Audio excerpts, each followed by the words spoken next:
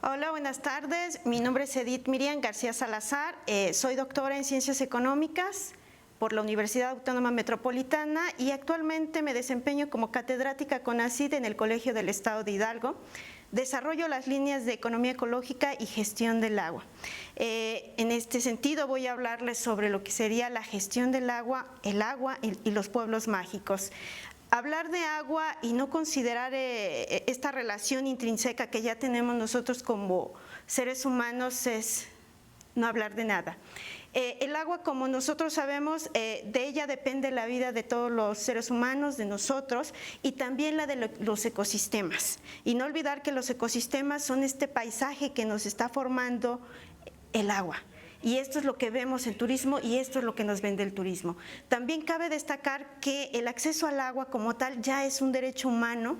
Desde 2010 la ONU lo implementó como un derecho humano al agua, en donde toda persona en el planeta tiene derecho a una cantidad mínima que le permita desempeñar sus tareas domésticas, de lavado, de aseo, de comida. Y esto también conlleva a que la actividad social y la actividad económica también necesitan agua para poder desarrollarse. De ahí que si nosotros hablamos de turismo y de agua, no podemos separar estos dos elementos. El agua como tal es un elemento fundamental en este sentido. En México, el derecho humano al agua se implementa en el año de 2012 y está insertado en el artículo 4 constitucional, en donde todo ser humano, todo mexicano, toda la población mexicana tiene derecho a este agua. Esta agua tiene que ser saludable, asequible, soluble, cumpliendo estas características mínimas de las que nos menciona la Organización Mundial de la Salud. Estamos hablando que una de las recomendaciones que nos hace la Organización Mundial de la Salud es que por lo menos tendríamos que tener entre 50 o 100 litros de agua al día por persona. Si nosotros lo llevamos al caso de Hidalgo y dado el volumen de agua que existe en el país, a cada hidalguense nos estaría tocando de 133 litros de agua por día. Esto es hablar de acuerdo a las cifras de la Conagua, pero realmente cuando nosotros consumimos agua podemos consumir más o podemos consumir menos. Hablar de las actividades económicas, que en este caso el turismo, que es uno de los que mayor aporta al Producto Interno Bruto, pues es hablar de que también hay un alto consumo de agua. Cuando hablamos de consumo de agua en el sector turístico, a nivel mundial, podemos entender que por lo menos el 1% del agua dulce es consumida por el sector turismo. Por ahí podrán pensar, pero el sector agrícola consume el 70%. Sí, el sector agrícola consume el 70% de la disponibilidad de agua, pero si hacemos un análisis y vemos cuánta es la cantidad de agua para consumo, el agua dulce, para qué es la que consumimos nosotros, pues estamos hablando que el 97-98% es agua salada. Esa no es apta para el consumo humano y tampoco para varios de los ecosistemas. El otro 3% lo tenemos en glaciares y menos del 1% es para consumo humano. O sea, imaginen la cantidad de agua y ese 1% lo que estaría representando para el sector turismo. Importante notar que si una localidad, un estado, un municipio, un país, su principal actividad es el turismo, estamos hablando que este 1% sube al 7%. Estamos viendo que esta relación turismo y agua es inseparable. Generalmente cuando vamos a un sitio turístico, el agua es la que forma los paisajes y si vemos pueblos mágicos, en los pueblos mágicos vamos a poder esta cuestión del agua y cómo van formándose estos paisajes. En el momento en que el agua escasea, en el momento en que el agua se contamina, entonces empieza a decaer también la actividad turística. No hay que olvidar que antes que dotar de agua a un sector económico, es importante garantizar el derecho humano, principalmente si estamos hablando de pueblos mágicos, porque tenemos una comunidad que está activando una actividad económica con los propios recursos naturales que tienen y que tienen que seguir una guía para poder permanecer parte de un pueblo mágico. En el momento en el que se descuida esto, también decae el turismo. Hablar también que así como consume el sector turístico agua, también genera agua contaminada. Por lo menos un aproximado de 180 litros de agua al día estaría generando un turista cuando está saliendo de vacaciones o conociendo algún lugar. mencionarles también que si nosotros como personas que necesitamos el agua en nuestros hogares y se nos dice que por lo menos entre 50 y 100 litros, que es lo que consumiríamos para poder desempeñar nuestras actividades, cuando hablamos del sector turismo, esta cantidad de agua se puede elevar hasta 300 u 800 litros de agua al día por turista, por noche que pernocte. En el caso de pernoctar, estaríamos hablando de que va aumentando la cantidad de agua.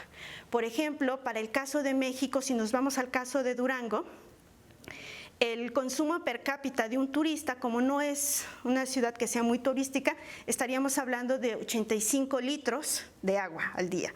Si nos vamos al caso de la Ciudad de México, una ciudad que ha explotado el turismo también, estaríamos hablando de 335 aproximadamente litros de agua al día. Pero si nos vamos al caso de Cancún, que es un lugar, de playa, ahí estaríamos hablando casi de 700 litros de agua por día por turista.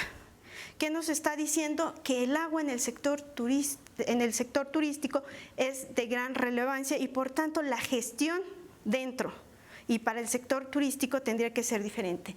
En el caso de pueblos mágicos, si lo llevamos a pueblos mágicos, pueden decir se pernota o no se pernota, o se pasa 1 o 2 noches. Puede que el turismo solo sea de entrada por salida, pero eso no significa que no se consuma agua. Se está consumiendo agua en la elaboración de alimentos, en la limpieza del lugar y lo que el turista pueda consumir en su estancia dentro de un lugar como son los pueblos mágicos o en lugares que queden cercanos a los lugares donde ellos habitan. Este tenderá a aumentar conforme más días permanezcamos en un lugar. Cabe destacar también que mucha de la actividad turística se ha sentado en lugares en donde la disponibilidad de agua es baja, existe contaminación del agua y esto también afecta al turismo. Y esto dentro de la gestión de los pueblos mágicos tiene que ser una variante muy importante. Cómo conservar y cuidar el agua en un pueblo mágico. Más importante aún después de las cuestiones y de lo que estamos sufriendo naturalmente con las inundaciones que actualmente están sucediendo y lo que tenemos como pandemia desde hace más de 1 año y medio, vemos que el agua se vuelve en un insumo de total importancia. La pandemia COVID nos ha hecho incrementar el consumo de agua tanto para las actividades que realizamos en el hogar como para las actividades una vez que se reactive al 100% el sector turismo. ¿Esto qué quiere decir? Que si antes utilizábamos unos 100 litros de agua al día, ahorita podríamos estar utilizando el doble de agua por las exigencias sanitarias que se nos pide y también para no propagar este virus. Hay que considerar también que aun cuando no hay todavía estudios que nos digan que hay presencia del virus en el agua, tenemos que tenerlo en cuenta también dentro de lo que sería el sector turístico porque esto también nos podría afectar. Considerar que la contaminación del agua es un factor muy importante y que como pueblos mágicos también se tendría que gestionar el tratamiento de las aguas residuales. No solamente la gestión que se le estaría dando al turismo, en este caso a los pueblos mágicos, sino también a al tratamiento de las aguas residuales. ¿Por qué? Porque el tratamiento de las aguas residuales nos va a garantizar que se siga reactivando esta actividad económica. Recordemos que como es una relación tan estrecha, hablar de turismo y no tener agua nos estaría paralizando realmente cualquier actividad turística. El tratamiento podría garantizar que ésta pudiera estar continuando y de alguna manera tampoco estaríamos vulnerando el derecho humano de las mismas localidades que se encuentran asentadas en estos pueblos mágicos y que son las que les estarían dando vida. Estaríamos hablando de esta gestión integral que ya se maneja en los estatutos de lo que sería la Conagua. Hablar de gestión integral no solamente es hablar de cuestiones técnicas, es hablar de la cuestión económica, de la cuestión social y de la cuestión medioambiental. Una de las características de los pueblos mágicos es que estos tienen que ser sustentables. En este sentido, gestionar el agua para el uso del mismo sector turístico en estos pueblos mágicos garantizará que se tenga una mayor prolongación de esta actividad y que sí se estén generando ingresos para las comunidades y que de alguna manera su tratamiento no afecte los ecosistemas ni el paisaje de estos pueblos.